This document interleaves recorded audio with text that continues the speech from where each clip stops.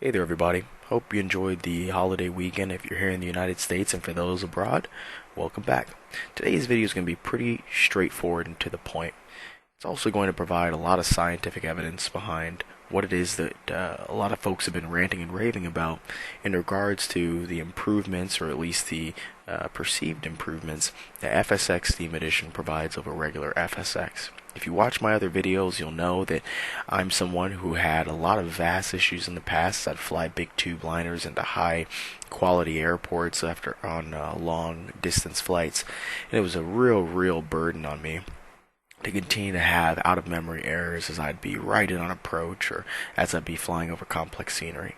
However, since I've converted over to FSX Theme Edition, as many of you guys will know from my previous videos, I have not had such problems. And so myself, along with the hundreds of others who have well documented their experiences on places like AvSim or even Pete Dawson's forums, will all attest to the fact that FSX Theme Edition is indeed an improvement. However, there's still some folks who have doubt or have concerns or have questions as to the validity of that and whether or not it's something like a placebo effect or whether it's something real. I get it and I understand those concerns, and so that's why I've made all the videos that I've made to show everybody what the truth is behind FSX Theme Edition's performance, not just hearing it from, let's say, other YouTubers who admittedly have not really spent time with FSX Theme Edition, but instead kind of decide to imply their conjecture upon folks who have not experienced themselves and therefore impressionable, but to show you firsthand how this performs. And if you use FSX, you'll be able to do a comparison between the performance of your sim and the performance of the sim that you see me use, at least in regards to VAS usage and the stability of the simulator. So today, I had the day off of work, so I decided, hey, let's do an apples to apples comparison. Let's take FSX and FSX Theme Edition, let's put them on the exact same platform, the exact same settings with the exact same add-ons, and let's actually make a video showing the two of them side by side. So here we go, and I hope that you enjoy. And before we get started, I'll let you know what add-ons we're using down in the description below, and you'll also be able to see my settings in the early part of the video that I set in Microsoft FSX, and I carried over those same exact settings over to FSX Theme Edition. So once again, thank you so much for watching, and enjoy. Alright, so here you'll be able to see our settings, and we're using DirectX 9, aircraft's all maxed out, scenery's completely maxed out, weather is going to be off today actually, and then traffic, we're using My Traffic 2013, and airline traffic's at 40,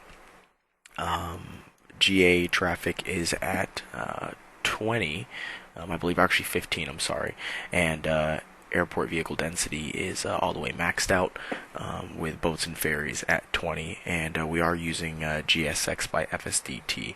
So we're going to be departing from KLAX today, which is FSDT's airport, and we're going to be flying from there on over to a abbreviated SID to KLGB, which is a add-on that's free, actually available on AvSim.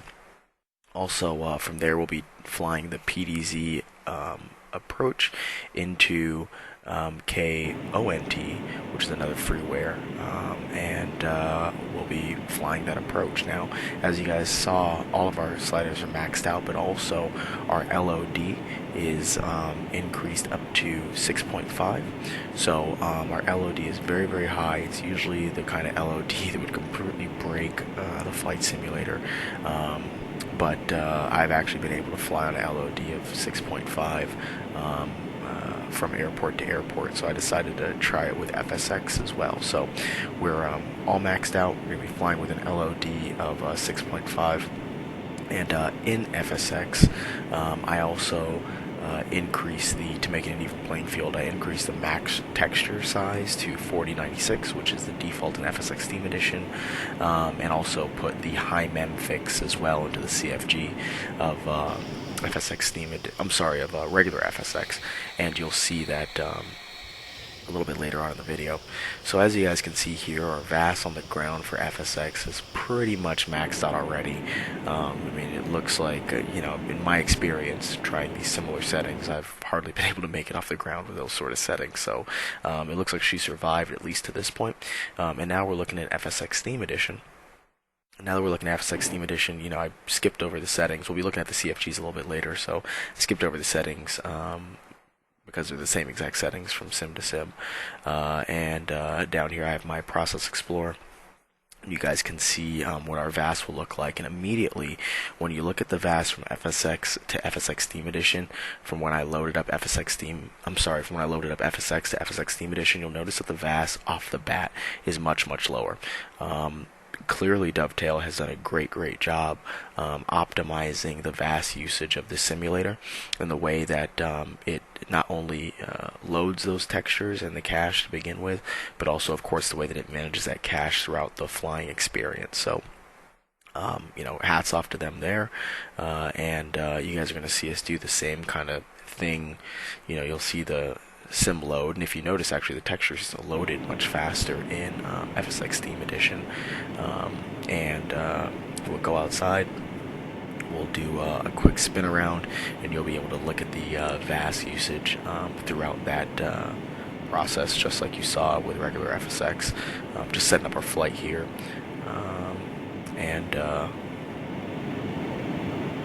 very over PDZ, and turn on our TFC, and then we'll go ahead and take a look outside, and you'll see immediately how much better VAS usage is off the bat. And this is all the same add-ons, same airport, same texture sizes, same LOD, same everything, FSX is saving a significant amount of that. So now we're going to actually do the split screen. We're going to do the side by side now that both of them have started their takeoff roll. So here we go. We're on our takeoff roll, and one thing you'll notice, and just something to note as well, is that FSX Steam Edition is on the right and FSX is on the left. So as you can see here on the ground, the frame rates at FSX, regular FSX, actually look to be a little bit better on the ground. They're about 4 frames per second, 3 frames per second, goes up and down. Great. And then, actually you start to hear the pings already, indicating that we already have an out-of-memory error that's looming. It looks as though, VAS just cannot hang on at this point, unfortunately. So, we're in a really tough place. Luckily, we're going out over the ocean, so that should help release some of the VAS resources. And, we'll see if FSX can hang on. On the other hand, if you look at FSX Steam Edition, you'll notice that the VAS usage is remarkably better as we start our turn, and we have not heard any pings whatsoever in FSX Steam Edition. So, take the science as you please, but hopefully that helps some folks understand the vast consumption benefits of FSX Steam Edition. You'll start to see our frame rates are pretty much starting to even out now, so they're right around 30, and they're swapping places.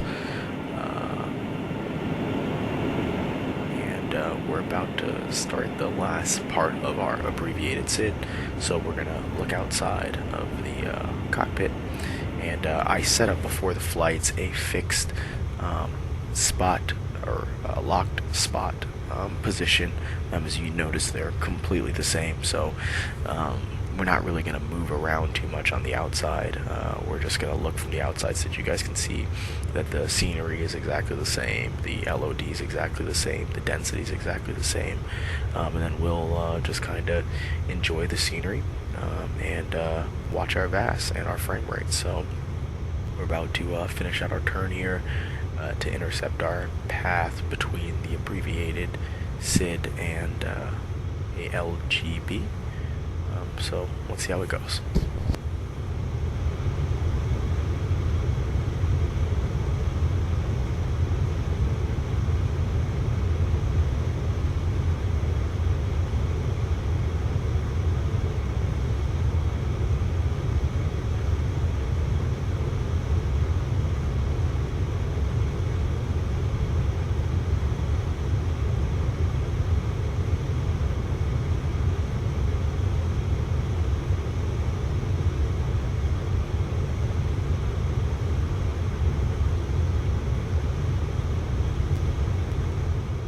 So as you guys can see here, frame rates are once again kind of evened out.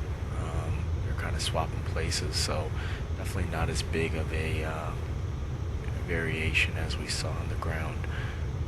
Sometimes FSX is up, sometimes FSX Steam Edition is up, but they definitely have seemed to stabilize quite a bit.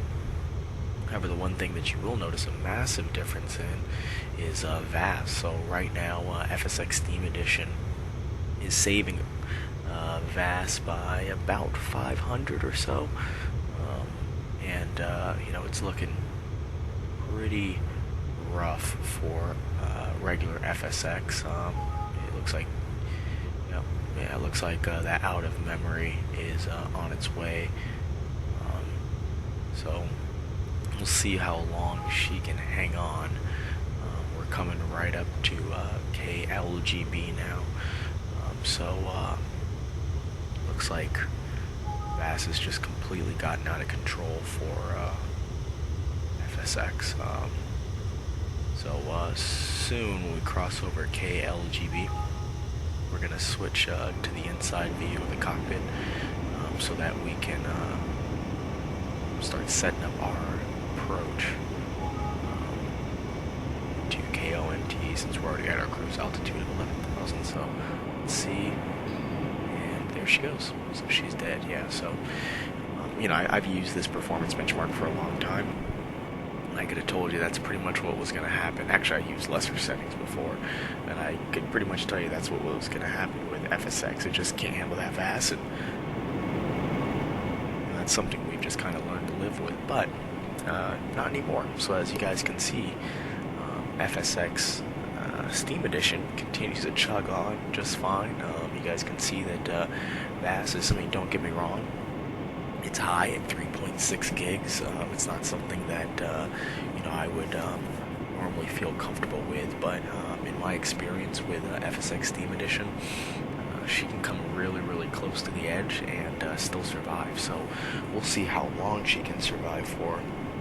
I have not done this particular benchmark with FSX Steam Edition, but I have a decent amount of faith that she'll be able to make it, at least I'd say to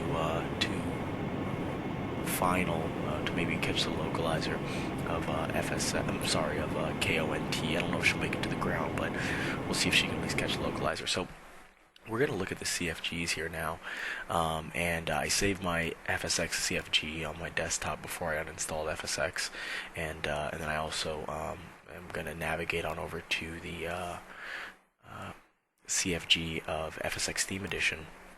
You guys will notice that the way that they're organized is a little bit different in terms of which order things are in, but the core settings are still there. So the first thing I want to show you guys is, just so that none of the doubting trolls out there think that I'm making stuff up, I'll show you guys that indeed we did change the max text load, and I'll also show you that we also changed the LOD to 6.5, and it's there on both sims. So I'm going to navigate on down, and you'll be able to see those settings in both. So on the left, it's the one titled FSX Classic is obviously the old FSX, and on the right is the FSX Steam Edition. So you guys can see I'm just kind of searching through those settings now, so you'll be able to see the texture max load, and you'll be able to see the LOD that they've been changed, and of course also see that DirectX 10 is not being used. Normally I would fly with DirectX 10 because DirectX 10 is that much better on VAS, but just for the sake of today, I know there's some folks that have yet to convert over to DirectX 10, and I also know that there's also Steve's tool, which is great, but it's also kind of expensive. I know that some folks aren't ready to take the plunge on that tool just yet, so we're flying in DirectX 9 today. I'll tell you that the performance of the VAS performance of FSX Steam Edition is outstanding, with DirectX 10 even more outstanding. So if you do have FSX Steam Edition, I'd highly advise you to switch over to DirectX 10, because even the struggle that you see FSX Steam Edition having today in terms of VAS is not as severe when you're using DirectX 10. You save on average 2 to 300 megs additional on VAS. So those are the CFGs. You guys can see they're pretty much all the same. You can feel free to pause the video at that point to look at them side by side and scrutinize them all you'd like. But you can see they're pretty much the same, or not pretty much. They are exactly the same. So here we go. We're continuing on over. We're almost here at our top of descent, and we're gonna start throttling back. I'm gonna deploy some spoilers here to slow us down once we start throttling back a little bit. So about to get that party started.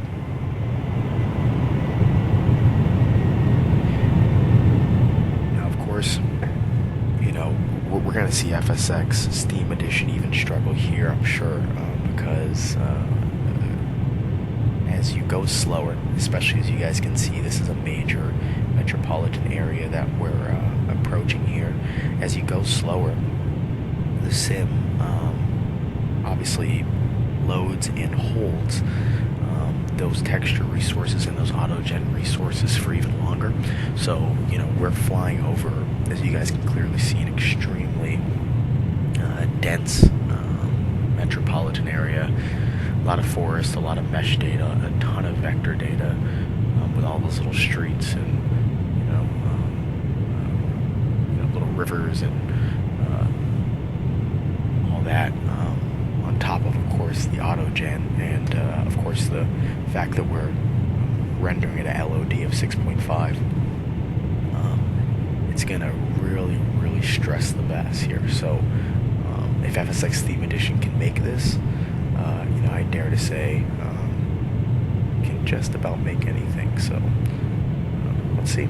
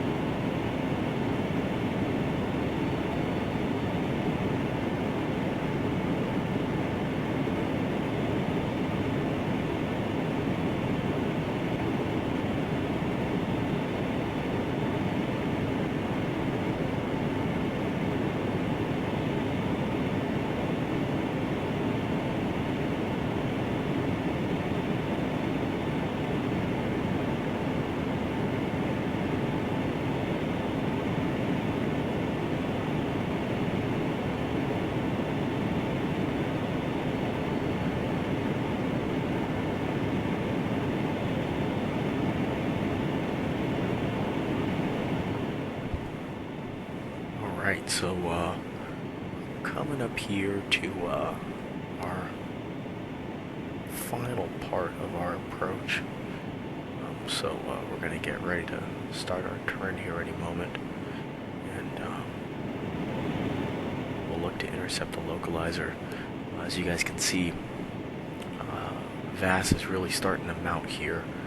And it'll continue to mount as, like I said earlier, we continue to slow down and the sim just continues to soak in more and more of this auto-gen and more of this VAS. So, you know, this will be the true test if FSX Steam Edition is able to make it on down to the ground flying this aircraft. So we will see how she does. Very, very, very demanding. You know, as you guys saw, regular FSX didn't even make it over KLGB, and since then, you know, we've flown extremely far over a ton of very densely populated parts of Southern California, and now we're going very slow, coming very low, and we're going to be turning towards KONT once again. And the funny thing is, or something just to know, is that when you actually turn back like this, as we're going to be turning back towards the west, towards the ocean where we originally came from, it actually reloads some of the data from KLAX. So you're going to see the VAS not only because of the auto-gen jump up, but you're also going to see the VAS because of the reloading of some of the data from KLAX, and possibly even KLGB. And you'll see it you know, start to really hit our VAS here. So you know, we're really pushing this thing to the limit. If we were just flying straight out, let's say to KPSP, or flying out to KDEN or something like that, or KLAS, it wouldn't be so much of a problem because we'd be flying away from that scenery. But basically, we've loaded all that really high quality scenery, and then we're turning around to load it again while we're flying low, while we're flying slow over this ridiculously highly densely populated area. So we'll see how long she lasts.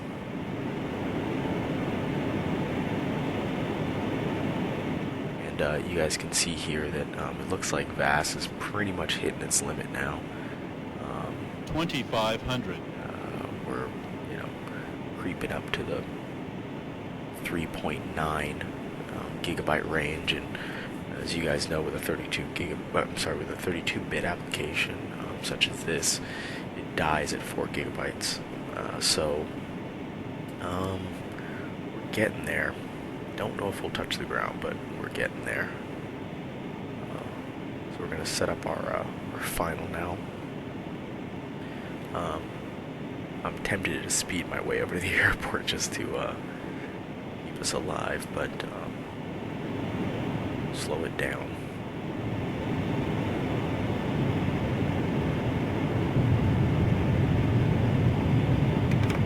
And yeah, she's completely stressed out. You know, even as you saw those that black box kind of pop in there. You know, that's how you know the simulator is really stressed out, because it's trying to manage what little resources it has left. So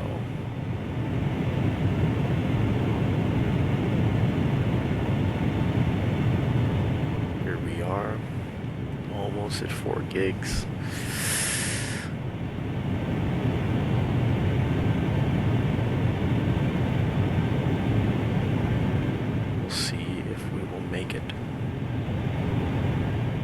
Are really taking a hit too right now. And I mean, of course, I would never fly with these exact settings normally. I definitely think they're overkill. But you know, they're fun to do. It's fun to kind of stress out your simulator and see how well it can perform. Because obviously, no regular flight, no regular day of flying would take you on this sort of a crazy route.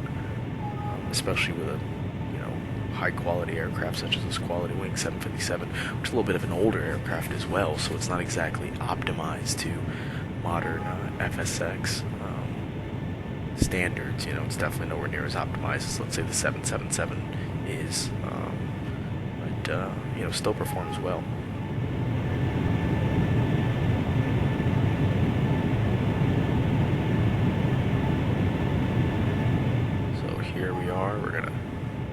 set our final approach 500. speed, or our landing speed, and slow it down for 400.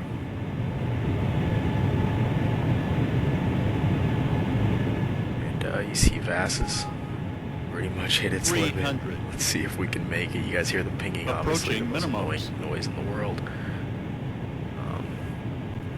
200. Let's see.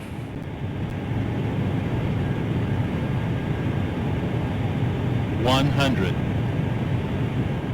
And 50. go 40. with the auto landings 30, thing, because I'm actually 20, keyboard flying today. I'm 10. flying off of a keyboard, so. And we did it. Not quite. Let's slow down. Let's slap the parking brakes on. So we're going to reverse. And all right. Well, hey, the impossible has been done. You've seen it with your own eyes. You saw how FSX died, and this is what we've been ranting and raving about. So I hope you guys enjoyed, and you can draw your own conclusions now. Take care, everybody.